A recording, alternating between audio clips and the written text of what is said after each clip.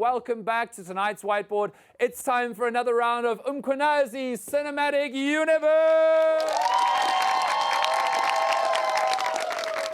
It's cinematic because, as you know, South Africa is a movie. All right, General Mkhwanazi dropped so many new bombshells at Parliament's ad hoc committee last week. Mkhwanazi said that crime intelligence in the police force built then Police Minister Nathi Mthethwa a wall at his house so they could blackmail him if he ever tried to stop them, because crime intelligence could then just tell Nathi Mthethwa that if he caused them any trouble, they would report him for illegally benefiting from a free wall upgrade from crime intelligence's budget. So they blackmailed him. Mkhwanazi also said that crime intelligence has been bugging most of the members of parliament and is secretly listening to them through secret listening devices. Mkhwanazi also accused SAP's crime intelligence of being so criminally compromised that it needed to be scrapped completely and started over from scratch, which is wild, people. This is our police spies, our SAP spooks. They need to be completely cancelled because they're so bad. That is insane. But those were just the first Mkhwanazi bombshells from last week, because Mkhwanazi also said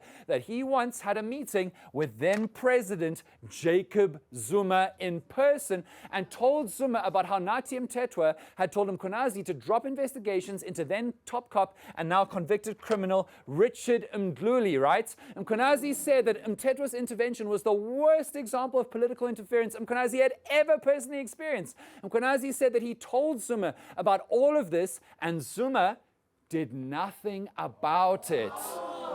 And then, after Mkhwanazi's time as acting National Police Commissioner came to an end, he waited for months at home before being redeployed into a new SAPS role. Yes, he just sat at home waiting for instructions. SAPS just left him there. Mkhwanazi says he was left at home with nothing to do to neutralize him, to stop him from causing more trouble for powerful people. And speaking of Richard Mdluli, Mkhwanazi also said that top Democratic Alliance politician Glynis Breitenbach must explain why she let the investigation into Richard Mdluli get dropped. Mkhwanazi said Breitenbach was involved in that decision. Mkhwanazi also repeated his claim that another DA MP, Diane Kohler-Barnard, broke the law and damaged investigations into criminal networks when she released classified information to the media and South African public. Now, Diane Kohler-Barnard was actually on the ad hoc committee on the first day, but didn't rock up on day 2 after Mkhwanazi accused her again. But wait, there's more.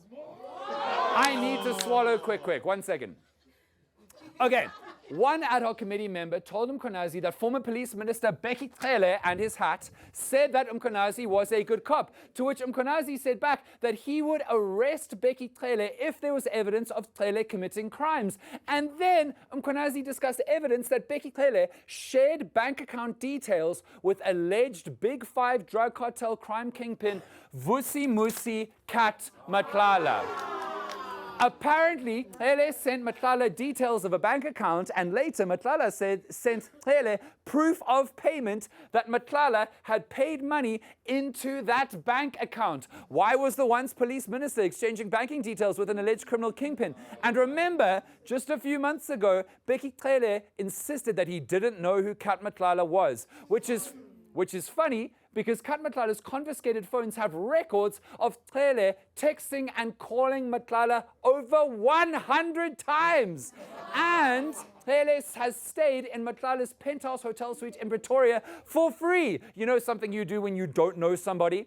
And he allegedly met Matlala at the house of one Hangwani Maumela, who is the nephew by a previous marriage of President Cyril Ramaphosa and the alleged Tembisa hospital looting kingpin.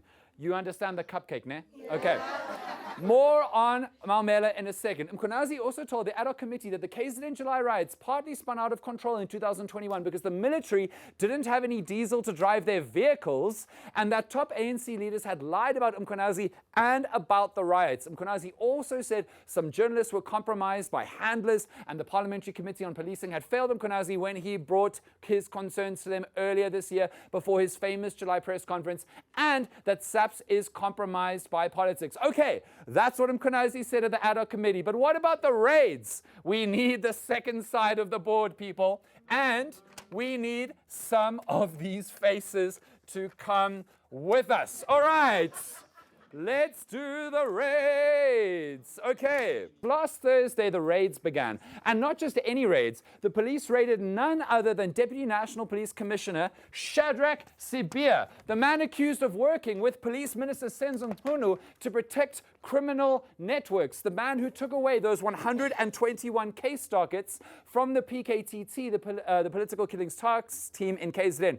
The man who Mkhwanazi and National Police Commissioner Fani Masemola say took away those dockets to stop those investigations, and the man whom Mkhwanazi and Masemola says has close personal relationships with Big Five drug cartel kingpins, Kat Matlala and KT Molefe, guys. These are two of the Big Five.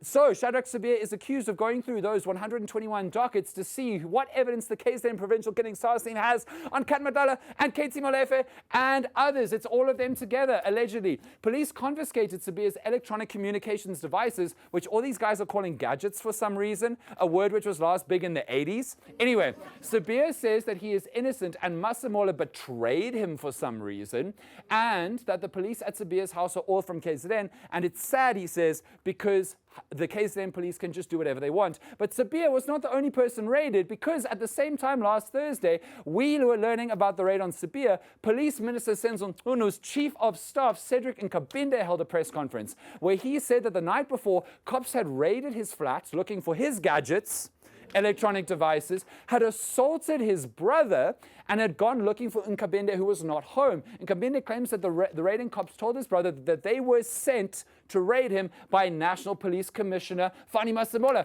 And Nkabinde claims that the very next morning, those same cops were outside the police minister's house, Senzo Mkhwanazi's place, trying to get his gadgets.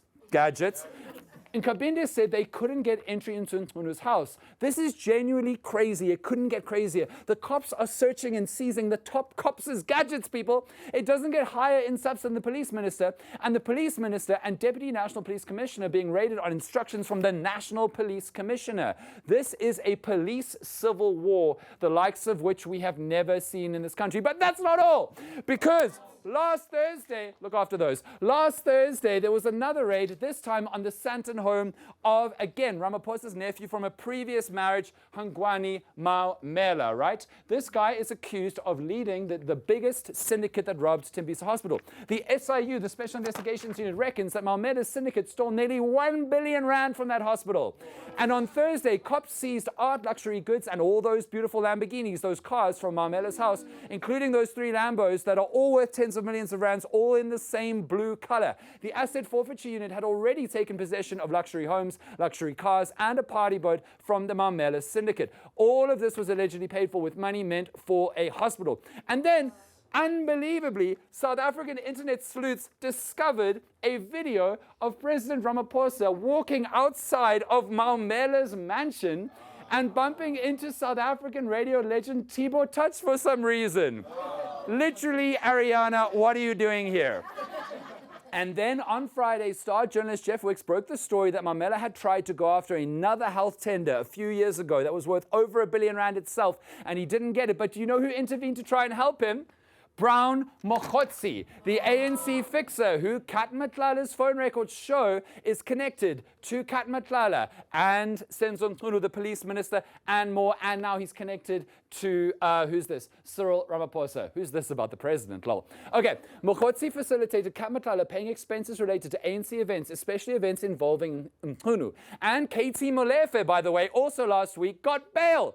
He was arrested on murder charges and they let him out on bail for 400,000 rand, which is a lot of money. But why was he given bail? An alleged Big Five drug cartel kingpin with charges against him. All of this happened in 1 week, people. That's it. I'm done. 1 week. That's it. That's enough. Okay. I don't know if I can read this many more English words. And this isn't even all that happened, because this is just all that our whiteboard has space for, even on both sides. Can someone please donate us some more whiteboards? eNCA needs more. I need to have like 10 of them in a wall for next week.